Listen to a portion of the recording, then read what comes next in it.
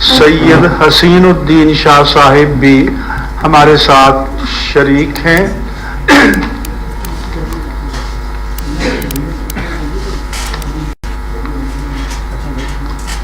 اس وقت ملک میں جو صورتحال درپیش ہے اور جس کرب سے ہمارا ملک گزشتہ چند دن سے گزر رہا ہے، ہماری نظر میں موجودہ صورتحال کے ذمہ دار تحریک لبیک پاکستان سے معاہدہ کرنے والے وفاقی وزراء ہیں۔ کیا انہیں معاہدہ کرتے وقت اس کے اثرات و نتائج کا اندازہ نہیں تھا؟ کیا انہوں نے معاہدہ کرنے کے بعد تحریک لبیک کی قیادت کو کسی مناسب حل تک آنے کے لیے آمادہ کیا؟ معاہدے میں حکومت نے یہ ذمہ داری قبول کی کہ وہ اس مسئلے کو پارلیمنٹ میں پیش کریں گے۔ اگر حکومت میں باقاعدہ سرکاری قرارداد پیش کرنے کی ہمت نہیں تھی تو کیا ایک درمیانی راستہ یہ نہیں نکل سکتا تھا کہ وہ اپنے کسی رکن پارلیمنٹ کے ذریعے اس موضوع پر ایک پرائیویٹ قرارداد پارلیمنٹ میں پیش کرا دیتے اور اس کے بعد یہ پارلیمنٹ پر منحصر ہوتا اور اس آتشی صورتحال کا سامنا پورے ملک کو نہ کرنا پڑتا۔ لبیک یا رسول اللہ کا نعرہ لگانے والوں پر براہ راست نشانہ لگا کر گولیاں چلائی گئیں۔ مختلف ذرائع سے لوگوں نے بتایا کہ کافی لوگ شہید ہو چکے ہیں اور بڑی تعداد میں لوگ شدید زخمی ہیں۔ دنیا کی مسلمہ روایت ہے کہ اگر مظاہرین اور احتجاج کرنے والوں کو روکنے کے لیے ناگزیر طور پر گولی بھی چلانی پڑے تو جسم کے بالائی حصے پر نہیں چلائی جاتی، نچلے حصے پر چلائی جاتی ہے تاکہ موت کا باعث نہ بنے۔ لیکن سوشل میڈیا پر جو تصویریں وائرل ہوئیں ان سے معلوم ہوتا ہے کہ گولیاں مظاہرین کے جسم کے بالائی حصے پر چلائی گئی ہیں اور یہ قتل عمد کے مترادف ہے۔ جس کے حکم پر گولیاں چلی ہیں اور جنہوں نے چلائی ہیں یہ سب اللہ تعالیٰ کی عدالت میں جواب دہ ہوں گے۔ ہم شہداء کے خاندانوں کو صبر کی تلقین کرتے ہیں اور جو پولیس کے افراد اپنی ڈیوٹی انجام دیتے ہوئے جاں بحق ہوئے ان کے لواحقین سے بھی ہمدردی کا اظہار کرتے ہیں۔ وہ بھی پاکستانی ہیں، ہم بھی پاکستانی ہیں اور پاکستانی کوئی بھی ہو کسی کی جان بغیر کسی جواز کے تلف کرنے کی اسلام میں کوئی گنجائش نہیں ہے۔ تحریک لبیک پر پابندی لگانے کا جو فیصلہ کیا گیا ہے یہ بھی غیر دانشمندانہ ہے۔ اس کے دیر پا منفی اثرات مرتب ہوں گے۔ ماضی میں کالعدم قرار دی جانے والی تنظیمیں متبادل ناموں کے ساتھ میدان عمل میں موجود ہیں۔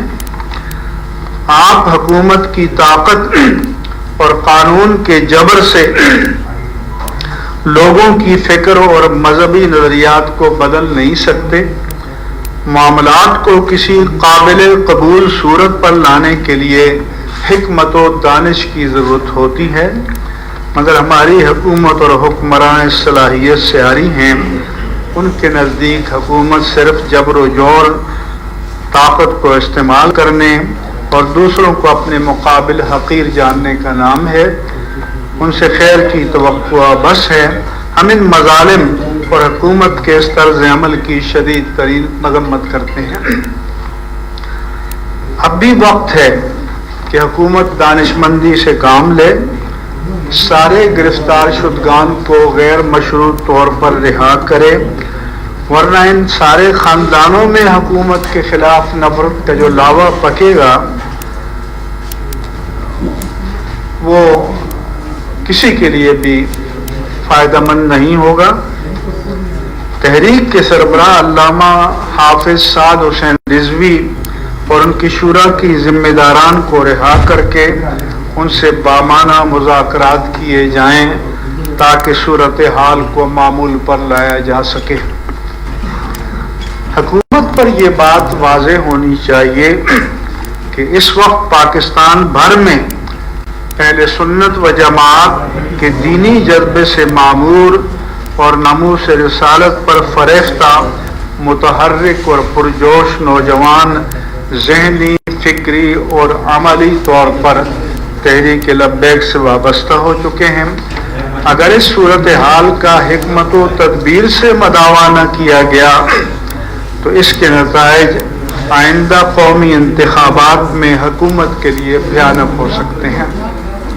ہم یہ بھی مطالبہ کرتے ہیں کہ تحریک لبیک پاکستان جو الیکشن کمیشن میں رجسٹرڈ ہے، جمہوری دینی سیاسی جماعت ہے، وہ انتخابات میں حصہ لیتے ہیں۔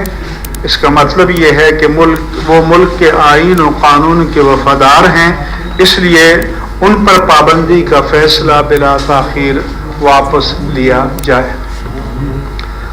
ہم خطبائے کرام سے اپیل کرتے ہیں کہ جمعۃ المبارک کے خطابات میں شہدائے ناموس رسالت کی بلندی درجات اور زخمیوں کی جلد صحتیابی کے لیے دعا کریں۔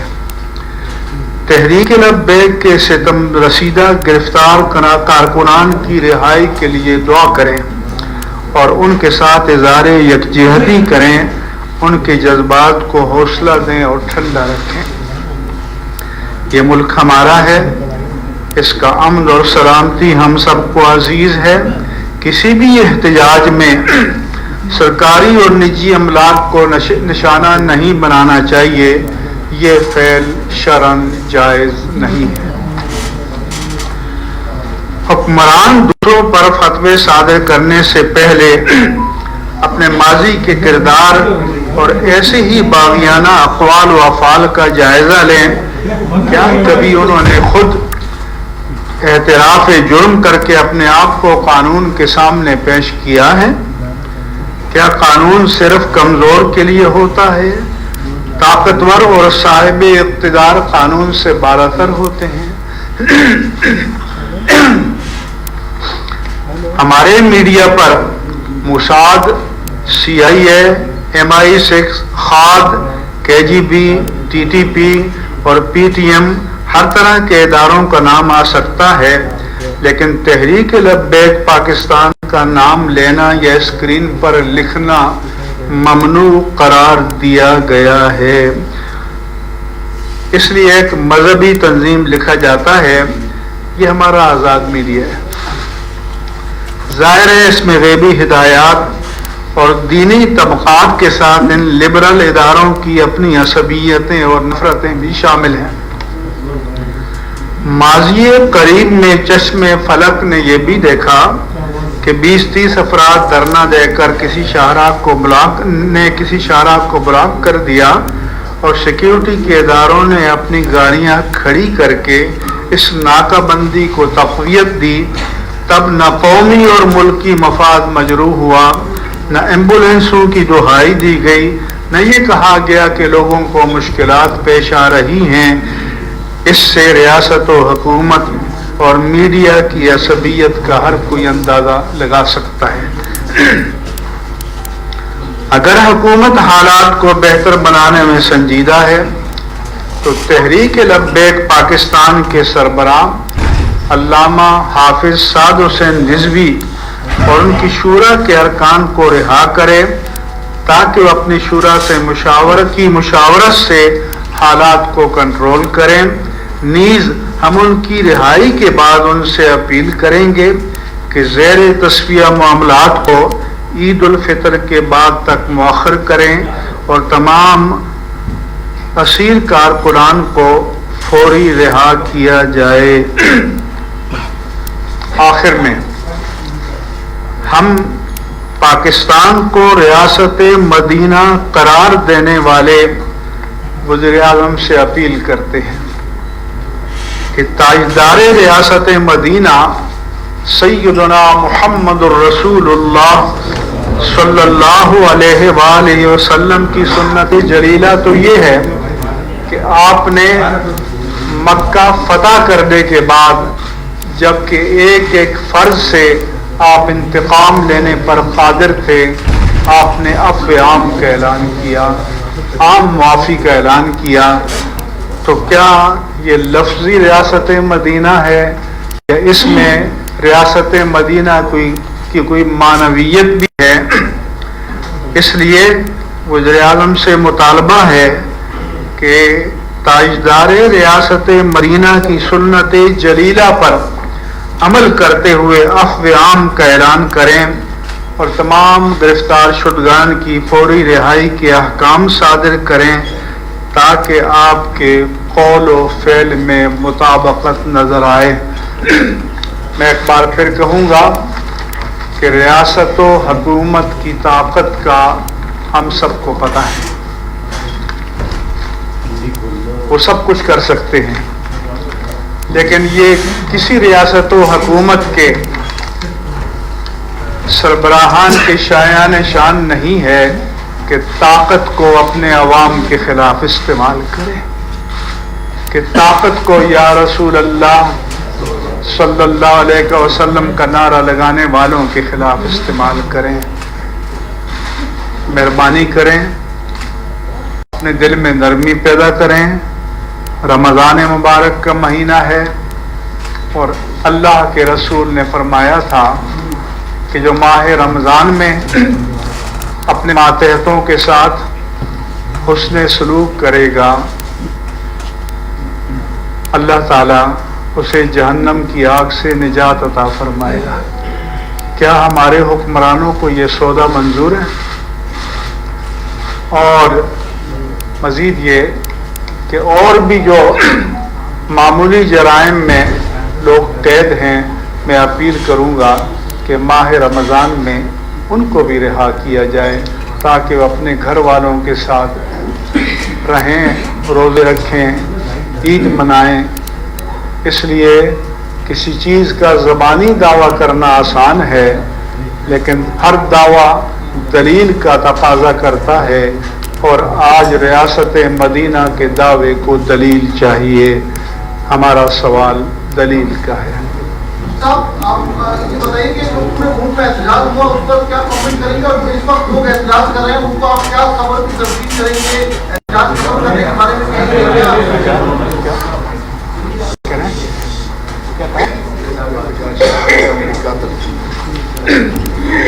میں احتجاج کرنے والوں کو سب سے پہلے پرامن رہنے کی تلقین کروں گا، اور میں نے پہلے بھی اپنے بیان میں کہہ دیا ہے کہ یہ تلقین کروں گا کہ املاک سرکاری ہوں یا نجی کسی کو بھی نقصان نہ پہنچایا جائے. اور میں یہ بھی تلقین کروں گا کہ میرے آقا و مولا صلی اللہ علیہ وآلہ وسلم کی 13 سالہ مکی زندگی جبر کو برداشت کرنے کی زندگی ہے. آپ نے 13 سالہ جبر کو برداشت کیا، ترک وطن پر مجبور ہوئے، اور پھر اسی برداشت کو اللہ نے قوت میں تبدیل کر دیا. اس لیے میں ان سے بھی کہوں گا کہ برداشت کریں جبر کو، ریئیکٹ نہ کریں، کسی کو نقصان نہ پہنچائیں، اور پرامن رہیں. میں ان کے خاندان والوں سے بھی اپیل کرتا ہوں کہ پرسکون رہیں، پرامن رہیں. ہمیں محبتیں بانٹنے کی ضرورت ہے.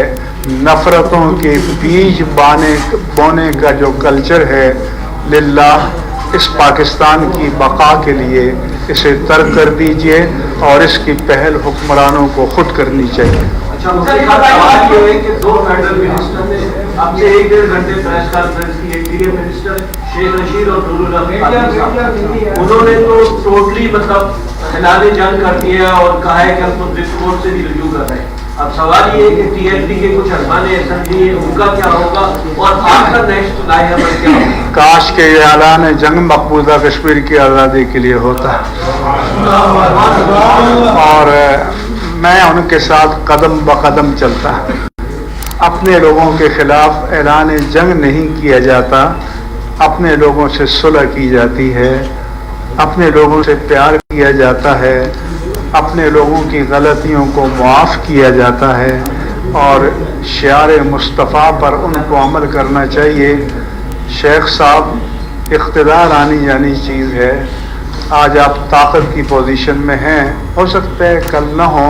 ہم جیسے عام فٹ پاتھ پر چلنے والے آدمی کی طرح ہوں تو آدمی اقتدار میں رہتے ہوئے اس کردار کا مظاہرہ کرے کہ جب کرسی اقتدار سے اترے تو کسی کے دل میں اس کا احترام بھی ہو. ارکان اسمبلی کے ان کا مستقبل کیا ہوگا؟ جی، ارکان اسمبلی کے یہ جو اگر کالعدم قرار دیے گئے ہیں ان کا فیوچر کیا ہوگا؟ ارکان اسمبلی ایک طرف تو آئین کا حلف اٹھاتے ہیں اور آئین میں لکھا ہوا ہے کہ قرآن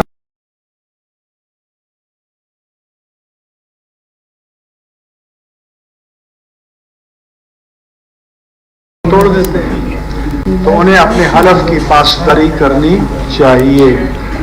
ہم خارجی تعلقات کی نزاکتوں کو بھی جانتے ہیں، ہم پاکستان کی مشکلات کو بھی جانتے ہیں. ایسا نہیں ہے کہ ہمیں اپنے گرد و پیش اور عالمی حالات کی حساسیت کا کوئی ادراک نہیں ہے، لیکن ہم حکمت و تدبر کا مشورہ دیتے ہیں اور حکمت و تدبر سے بڑے مسائل حل ہو سکتے ہیں. کیا کوئی سوچ سکتا ہے آپ میں سے کہ سید الانبیاء والمرسلین کے سامنے ان کے عزیز ترین چچا سید الشہداء حضرت حمزہ رضی اللہ عنہ کا قاتل آئے اور آپ اسے معاف کر دیں؟ یہ تعلیمات کس کے لیے ہیں؟ کیا یہ افسانے کے طور پر بیان کرنے کے لیے ہیں یا برتنے کے لیے ہیں؟ حکومت اگر کریک ڈاؤن جاری رکھتی تو آپ کی حکمت عملی کیا ہوگی؟ کیا کہتے ہیں؟ حکومت اگر کریک ڈاؤن جاری رکھتی ہے، پہلے بات تو یہ سمجھیں کہ ہم جتنے بیٹھے ہیں ہم عملی سیاست میں نہیں ہیں. ہمارا کام درس و تدریس اور تعلیم و تعلم ہے. ہم دین کے مفاد میں، ناموس رسالت کے مفاد میں اور پاکستان کے مفاد میں اپنا درد دل پہنچانے کے لیے آئے ہیں. ہمارا کوئی سیاسی ہدف نہیں، ہمارے کوئی سیاسی مقاصد نہیں ہیں. ہم خالصتاً اپنی دینی، ملی، مسلکی اور قومی ذمہ داری کو ادا کرنے کے لیے چل کر یہاں پر آئے ہیں.